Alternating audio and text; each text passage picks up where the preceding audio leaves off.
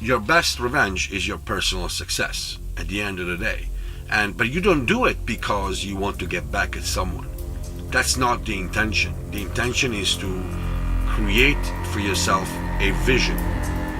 This vision is your future, and your future is supposed to be a future where you feel great, you have everything that you need, you feel abundant, you feel gratitude towards others, and you feel whole to the point that you almost don't need any material need. But that's when the material need probably will come, because you've created it in your own head. And so in this state of mind, by locking yourself from thinking negative emotions just in general, but also if the negative emotions are coming from the outside world, from people around you that are negative, or they want to hurt you, you still do not let that occur. You stay vigilant, of course, because now your flight or fight mode is being enacted. So you're responding, you're rightly responding to that threat, just like in the animal world, or if you were chased by a lion, you would have to run. So, but at the same time, you stay focused on the future. So it's like a technique. It's like an exercise. It's like learning how to do a headstand.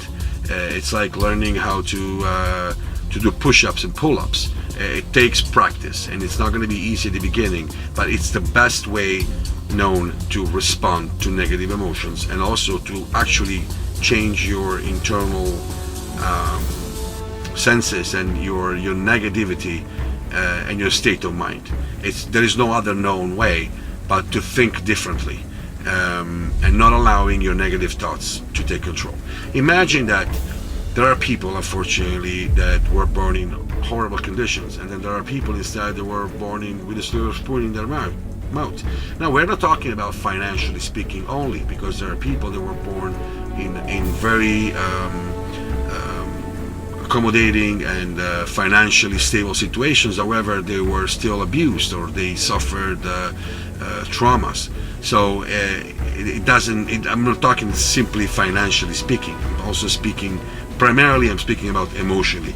The luckiest human beings are the ones that were born in an emotional environment where it was safe, it was intelligent, they had intelligent parents that built their self-esteem from the beginning. Unfortunately, that didn't happen quite often, and those people they are naturally inclined to have a normal emotional life.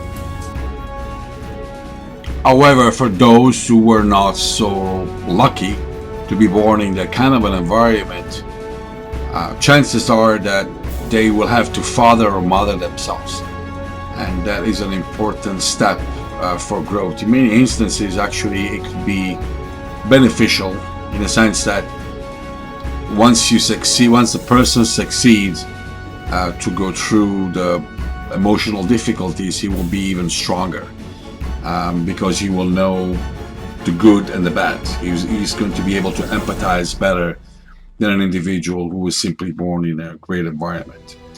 However, so it's life. It's complicated, but in either case, it's important to assess.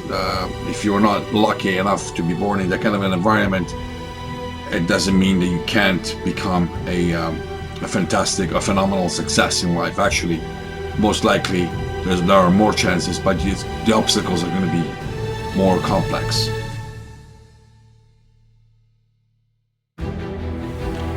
Thank you for watching this video. We hope you enjoyed it, but most importantly, we hope that it will contribute to your personal improvement towards your creative thinking and attitude and your overall lifestyle. Once again, for those of you who subscribe to our channel, we will offer a complimentary fitting and clothing consultation at our locations in Boston, either at AMR on 1 Federal Street or Cuffs & Collars on 9 Water Street. Please also check out our website, AntoineRubini.com or CuffsandCollars.com to set up appointments for custom clothing and style consultation, or to find out about our latest collections available in stores and online.